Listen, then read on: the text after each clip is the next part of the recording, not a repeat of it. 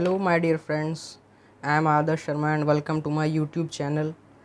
And I am here to tell you about the examples and numericals of my previous topic, that is GST. So let's start.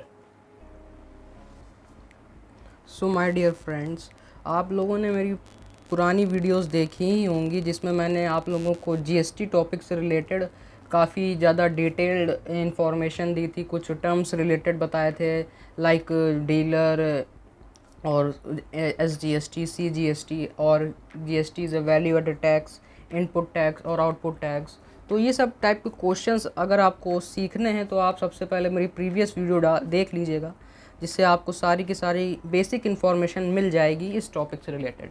सो जो हम लोगों का सबसे पहला example या सबसे पहला न्यूमेरिकल आप देख लीजिए, जिसमें आप लोगों को ये जानना है कि ये नॉर्मल सा ही काफ़ी एग्जाम्पल है। तो इसमें क्वेश्चन हम लोग चलिए रीड करते हैं।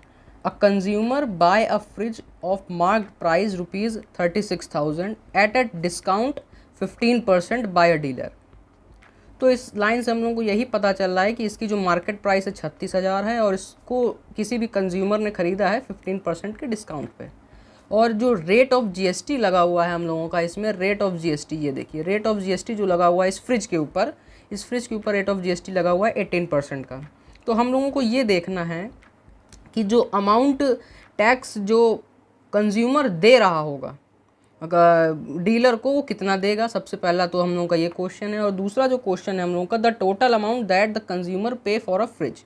तो फ्रिज जो उसने ख़रीदा होगा तो टोटल उसका कितना उसने पैसा दिया होगा डीलर को। टोटल इन द सेंस कि उसका मार्केट प्राइस भी, मतलब जितना उसने ख़रीदा होगा और उस खरीद पे उसने कितना ज़्यादा हम लोगों को टैक्स पे किया होगा डीलर को, वो भी। तो इस सब के लिए सबसे पहले हम लोगों को ये देखना है कि जो इसकी तो ये मार्केट प्राइस है, लेकिन जो कॉस्ट प्राइस होगी इसकी, मतलब कि जितना उसने जितने पैसे पे उसने ख़रीदा होगा उस फ्रिज को, तो हम लोगों को सबसे पहले ये निकालना है। तो वो निकालने के लिए हमको ये डिस्काउंट माइनस करना पड़ेगा इस प्राइस से, ताकि हम लोगों को जो ओरिजिनल अमाउंट है वो मालूम पड़ सके कि उसने कितने में ख़रीदा है। सो सबसे पहले हम लोग इसकी जो इन्फॉर्मेशन मेन है वो लिख लेते हैं यहाँ पर, नहीं तो बार बार क्वेश्चन में देखना पड़ेगा। मार्क प्राइस जो कि है हम लोग का 36,000 का, और जो जीएसटी हम लोगों को दिया गया है वो दिया गया है 18% का, और डिस्काउंट जो है इस फ्रिज पर वो है हम लोगों का 15%। तो जो सेलिंग प्राइस होगा of a dealer, selling price of a dealer जो होगा वो होगा हम लोगों का एसपी, जो कि हम लोगों का होगा इस डिस्काउंट से इसको माइनस करना है। सो डिस्काउंट प्राइस, डिस्काउंट हम लोगों को कितना मिला इस पर, तो 36,000 into 15 divide by 100 which is equals to 54,000। ये हम लोगों ने ऐसे ऐसे कैंसिल आउट कर दिया और मल्टीप्लाई करके ये इतना जो रुपए हम लोगों का निकल रहा है, इतना रुपए हम लोगों का निकल रहा है डिस्काउंट। तो सेलिंग प्राइस हम लोगों का क्या होगा, सेलिंग प्राइस होता है मार्क प्राइस, MRP जिसे हम लोग कह सकते हैं, माइनस डिस्काउंट। तो डिस्काउंट, तो हम लोगों का जो सेलिंग प्राइस SP निकला हम लोगों का, वो निकला 36,000 माइनस 55,400। तो हम लोगों का ये आ गया, हम लोगों का जो सेलिंग प्राइस जितना वो कंज्यूमर ने ख़रीदा होगा डीलर से, इतने रुपए में उसने फ्रिज ख़रीद लिया।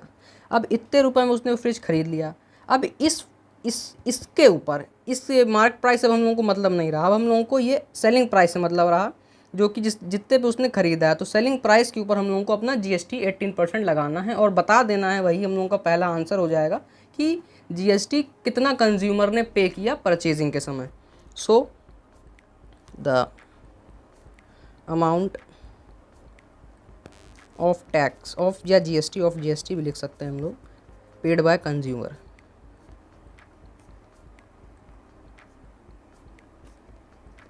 जो कि हम लोगों का होगा 18% ऑफ द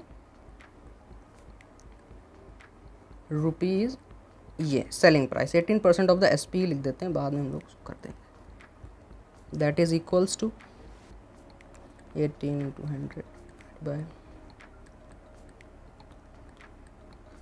जब इसको हम लोग सॉल्व करेंगे तो हम लोगों का आंसर आ जाएगा 5,008 रुपये। इतना हम लोगों का 5,508 रुपीज़ जो है वो कंज्यूमर ने पे किया डीलर को जीएसटी के तौर पर। तो ये हम लोगों का फर्स्ट आंसर आ गया। और अब हम लोगों को ये निकालना है कि टोटल जो अमाउंट उसने पे किया, टोटल अमाउंट मतलब कि सेलिंग प्राइस प्लस ये जीएसटी भी, टोटल अमाउंट जो उसने पे किया वो कितना पे किया। तो ये भी बहुत सिंपल सा आंसर रहा, the total price paid by the consumer which is equals to SP plus GST paid by the consumer which is equals to plus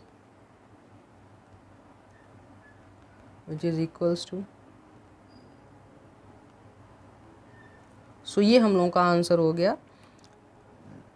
36,108 रुपये उसने टोटल डीलर को दिया कंज्यूमर ने एक फ्रिज खरीदने के लिए, जो कि जिसका जीएसटी रेट था 18%। तो ये काफ़ी सिंपल सा क्वेश्चन था हम लोगों का, जिसको मैंने समझा के आपको एक इंट्रो दे दिया कि इस टाइप के क्वेश्चंस और इस टाइप से हम लोगों को ये चीज़ें देखनी है। अब हम लोगों का जो नेक्स्ट क्वेश्चन होगा वो थोड़ा सा हाई लेवल का होगा। सो माय डियर फ्रेंड्स, ये हम लोगों का दूसरा एग्जाम्पल है, जो कि हम लोग से कह रहा है कि a retailer buys an air conditioner from a wholesaler for ₹35,000 and sells it to a consumer at a profit of 8%।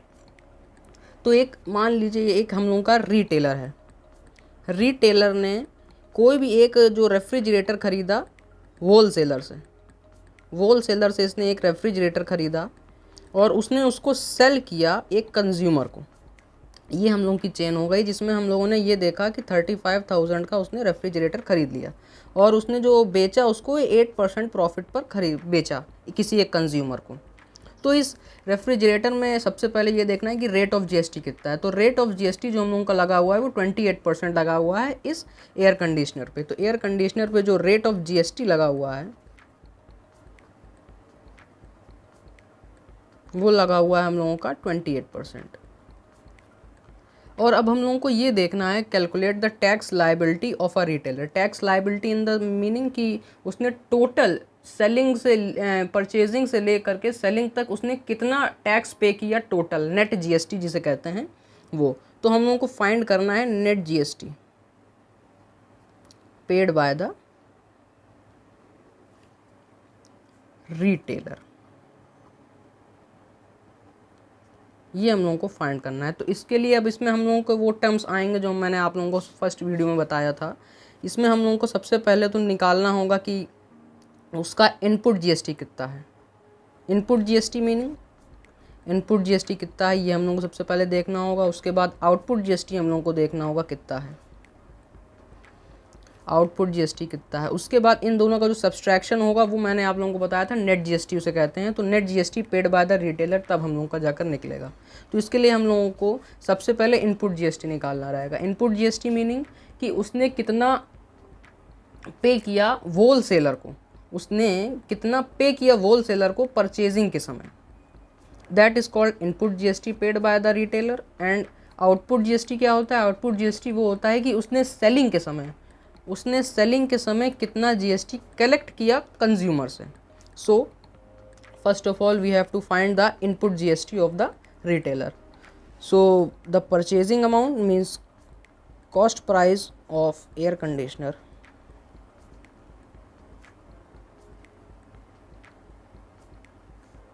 is equals to 35,000.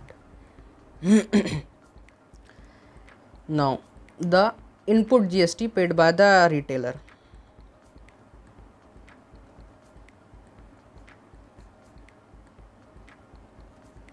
जो कि हम लोगों का लगेगा इसी कॉस्ट प्राइस पर, जो कि हम लोगों का लगेगा 28% लगेगा हम लोगों का जीएसटी इस पर। तो इसको जब हम लोगों ने क्रॉस मल्टीप्लाई करा और ये सब किया सोल्यूशन, तो उसका जो इनपुट आया वो आया 9800 हम लोगों का इनपुट जीएसटी आ गया।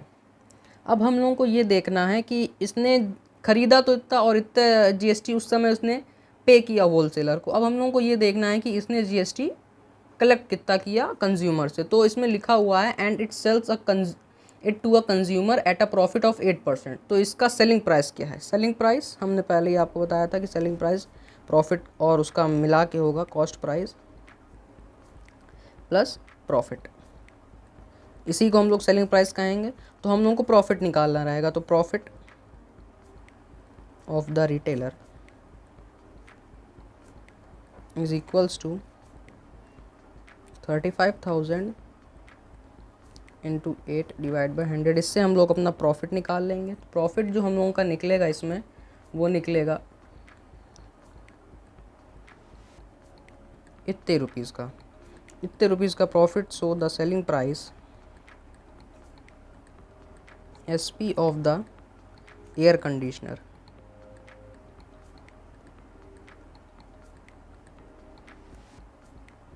is equals to 35,000 plus 2,800 which is equals to this। ये हम लोगों का हो गया सेलिंग प्राइस। अब जो भी कंज्यूमर टैक्स पे करेगा वो टैक्स पे करेगा इस पर, इस सेलिंग प्राइस पर उसको टैक्स पे करना होगा। तो इस सेलिंग प्राइस को हम लोग बना सकते हैं रिटेलर के लिए output GST. So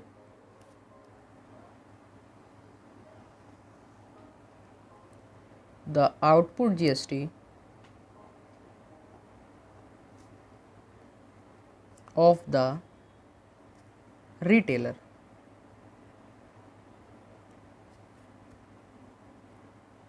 is equals to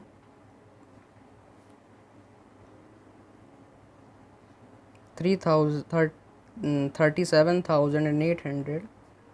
और इस पे जीएसटी कितना लग रहा है? जीएसटी हम लोगों का रेगुलर बाइंग परचेजिंग के समय भी और सेलिंग के समय उस एक पार्टिकुलर एयर कंडीशनर या उस पार्टिकुलर गुड्स पे वही सेम ही रहेगा। ऐसा चेंज नहीं होता है कि परचेजिंग के समय अलग जीएसटी लगे और सेलिंग के समय अलग जीएसटी का रेट लगे। वो सेम ही रहता है हर जगह हर समय। तो ये जब हम लोगों ने इसको आउटपुट जीएसटी निकाला इसका, तो ये जो हम लोगों का बना 10,500 इतना। ये रिटेलर का हम लोगों का बन गया जितना उसने कलेक्ट किया, meaning output GST. So the tax liability जब हम लोग निकालेंगे, टैक्स लाइबिलिटी मतलब उसने टोटल स्टार्टिंग से लेके परचेजिंग से लेके सेलिंग तक का उसने कितना टोटल पे नेट पे किया गवर्नमेंट को tax. So the tax liability वो हम लोग कैसे निकालेंगे? वो हम लोग निकालेंगे output tax minus input tax. The tax liability of the retailer is equals to output GST minus input GST which is equals to input GST हम लोगों का निकला था इतना minus output GST which is equals to 784 rupees. So purchasing से लेकर selling तक का उसने जितना जीएसटी निकाला उतना हम लोगों का नेट जीएसटी इतना आ गया। तो टोटल जो रिटेलर ने सेल किया हम लोगों का जीएसटी गवर्नमेंट को वो 784 रुपीज़ उसने टोटल पे किया गवर्नमेंट को। सो ये हम लोगों का दूसरा एग्जाम्पल हो गया। अब मैं आप लोगों को तीसरा एग्जाम्पल बताता हूँ। तो हम लोगों का जो थर्ड एग्जाम्पल है वो है हम लोगों का the mark price of an article of ₹35,000। A dealer in Delhi sells the article to a consumer in the same city. Same city means कि हम लोगों को सबसे पहले इस लाइन से मालूम पड़ गया कि ये जो सेल हो रही है, ये सेल हो रही है हम लोगों की intra state sales. Intra state sales हो रही है मीन्स सेम सिटी में ही सेल्स हो रही, उसी में आर्टिकल हुआ, उसी में सेल भी हुआ, सेम सिटी में आर्टिकल हो रहा है। तो इससे हम लोगों को एक और चीज़ का आइडिया लग गया कि इसमें जो जीएसटी लगेगा वो दो टाइप से लगेगा। एक CGST लगेगा इसमें, और एक हम लोगों का SGST लगेगा। ये भी मैंने आपको प्रीवियस लेक्चर में बता रखा हुआ है। और इसमें जो एक और टाइप का GST होता है IGST इसमें नहीं लगेगा। ये हम लोगों को इसी लाइन से इतनी ज़्यादा इंफॉर्मेशन मिल गई, इसी लाइन से, जो ये लाइन लिखी हुई है सेम सिटी वाली, इसी से हम लोगों को इतना ज़्यादा इंफॉर्मेशन मिल गई कि इसमें SGST भी लगेगा, इसमें CGST भी लगेगा, और इसमें IGST नहीं लगेगा। क्यों? क्योंकि ये आउटसाइड द सिटी सेल नहीं हो रही है। अब एट अ प्रॉफिट ऑफ 10%, मतलब कि मार्क प्राइस ये है और एक डीलर ने इस आर्टिकल को 10% प्रॉफिट पर सेल किया, और जो उसमें GST का रेट आ रहा है, GST का रेट आ रहा है 12% rate of GST। So the rate of GST is 12%. 12% is the rate of GST, and the mark price of the article is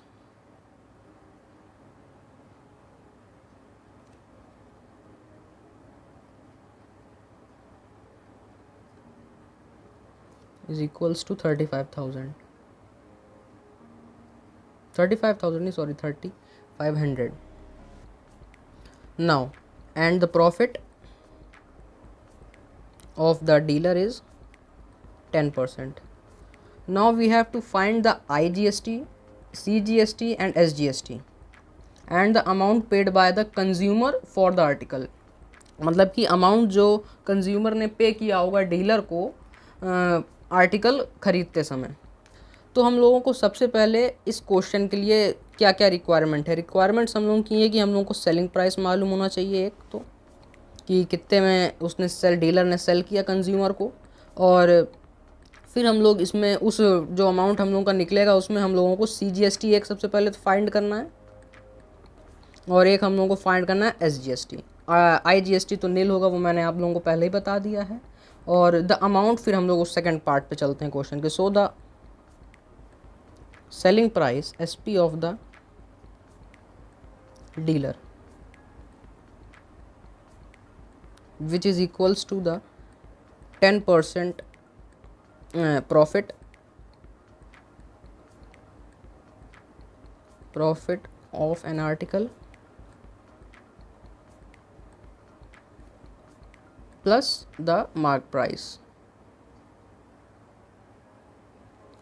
which is equals to, now we have to find the profit of an article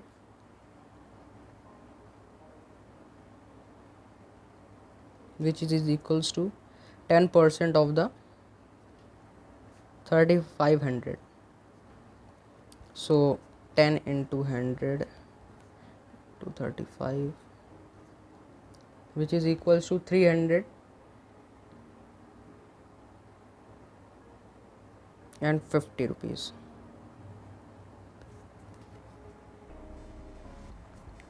Now the selling price of an article SP is equals to 350, मतलब कि profit हम लोगों का जो इस article पे मिला उस डीलर को, और उसका मार्क प्राइस जो कि हम लोगों का 3,500 का।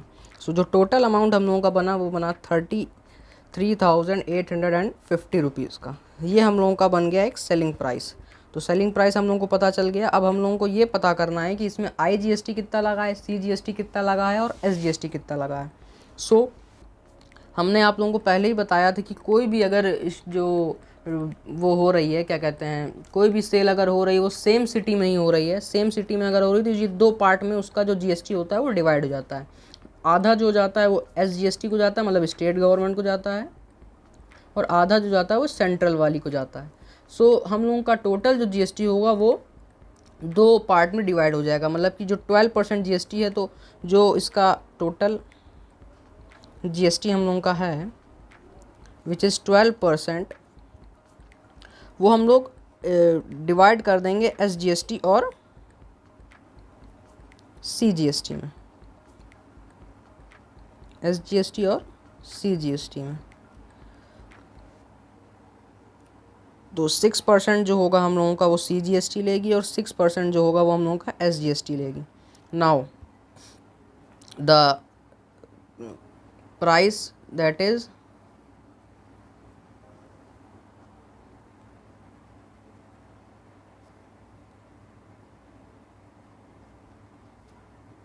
paid by the dealer to the governments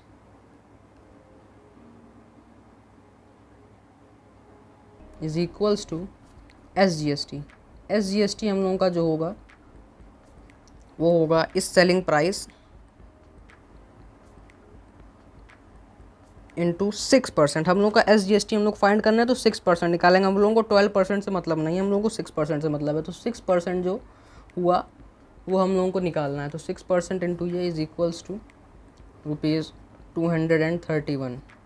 now जो स्टेट गवर्नमेंट को अब हम लोगों का GST गया वो इतना गया। अब हम लोगों को निकालना है CGST, the value of CGST। So the value of CGST is same because the rate of the CGST is also same. So 3,850 into 6% which is equals to 231 rupees. हम लोगों का इस आर्टिकल को सेल करते समय 10% प्रॉफिट पर इतना government state government को गया और इतना जो हम लोगों का गया वो सेंट्रल गवर्नमेंट को गया।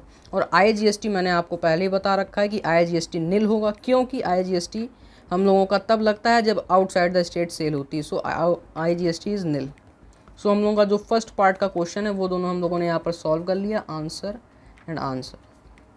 नाउ जो हम लोगों का सेकंड पार्ट है क्वेश्चन का, second part of the question is the amount which the consumer page for the article.